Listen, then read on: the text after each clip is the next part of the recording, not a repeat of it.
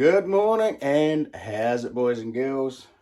Welcome along to Crispy's Kiwi Adventures. Yes, another day of lockdown, and it's actually raining outside too, so I can't even go into the garden. So I'm going to do another little lockdown project. I've just built myself an electrolysis bath, as per my last video, and so I thought I'll put it to use again. Why not? So yeah. Again, if you're new here, welcome along. Hope you enjoy. Please subscribe, smash that like button, leave a comment if you want. Also, guys, I'm running Patreon now as well. So all these videos head off to Patreon first before they get to YouTube. So if you want to support my channel even more, link is in the description. Go and smash and join up my Patreon. Be much appreciated. Cheers. Right. What do we got today? Yes, let's have a look. So as you guys know, a few months ago, I scored a shed load of antique tools, literally a shed load. And there's some pretty cool stuff come out of there that I've sort of been sitting on, haven't really known what to do with, but I'm going to start restoring some of them since I have the time. And I'm going to start with this beautiful little it's actually a jeweler's, or what do they call it? It's a upholstery cobbler's jeweler's hammer. So it's a combination. Mostly used by upholsterers. Basically, back in the day, it would have been outfitting carriages and things like that, doing all the upholstery in the carriages. It's a tack hammer. So it was used for putting in tacks for stretching the leather over the seats and bits and pieces like that. Leather work, saddlery, things like that. But I have heard they're used by jewelers as well. So yeah, pretty cool. So this was in amongst all the bits and pieces. Got a nice little wood inlay in there. So the first thing I'm going to do is I'm going to dunk it in the electrolysis bath for a wee bit and see if we can't dislodge a little bit of this rust. And then we'll polish it up, sand it up, and bring it back to its former glory. What do you reckon? Yeah, let's do it.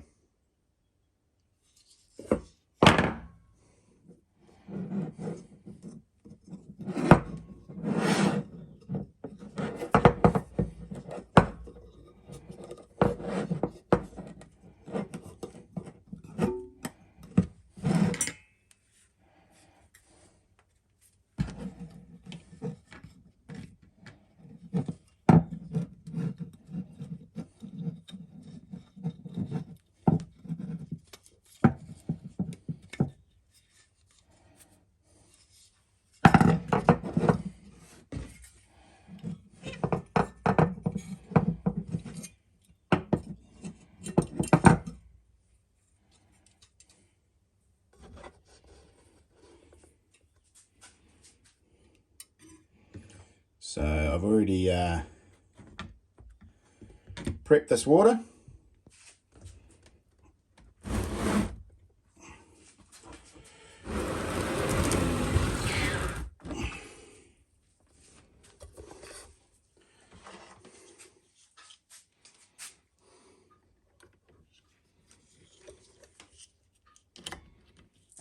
All right. Crank it up, see what happens.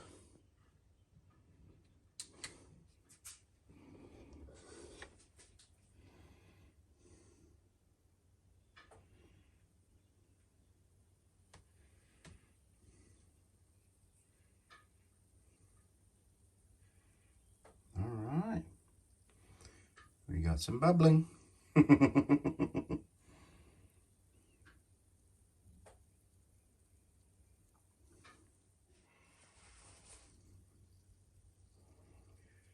Alrighty, so that has been bubbling away for a while now. Now something like this won't need a huge amount of time in here because it's only surface rust. And if I do it for too long, it'll start pitting the steel. So we might just pull it out.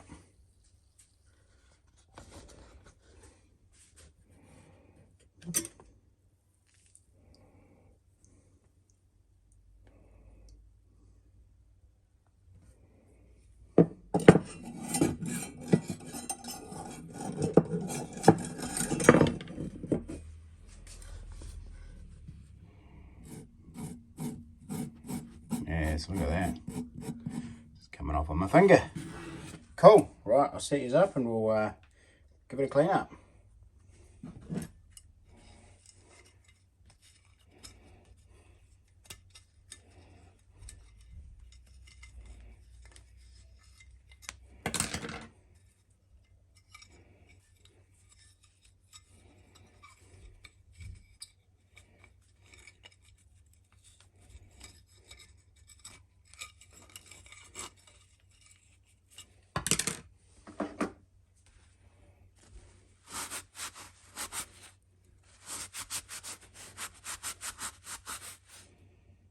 Oh wow, look at that.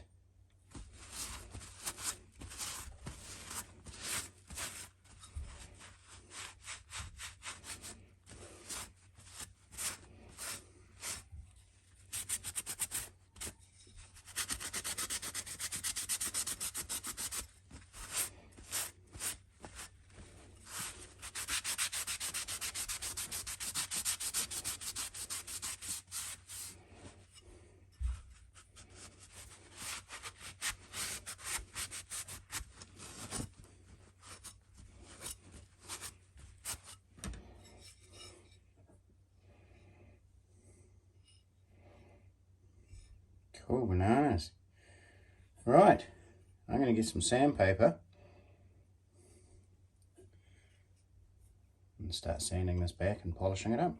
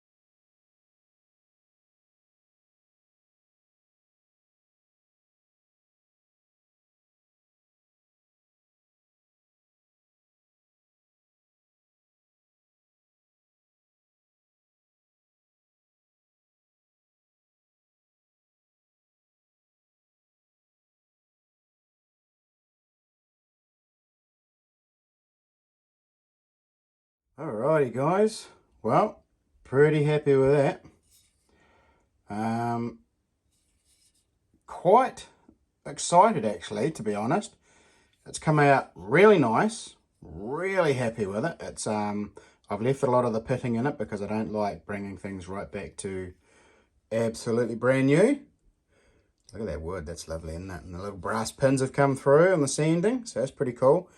But what excited me the most was that patent date. I looked at it in the loop, and I know you've, see if I can zoom in on it. I know you've all noticed it probably in the, as I was going. But there's a patent date, there's patent December, and I think it's December 10th, 1867, February 13th, 1868. So I know this wasn't made on those dates, but that's the patent for this style of hammer. And I also know that these hammers were used back in those days for building coaches and carriages and couches and things like that. And I think a little bit of saddlery as well. But mainly coaches and carriages for the upholstery. It was a tack hammer. So super stoked. Happy with the way it's come out. And I hope you enjoyed that. Alrighty guys. I'm going to go and see if we are coming off lockdown. And I hope you enjoyed that. Alrighty guys. Till the next one. Happy hunting.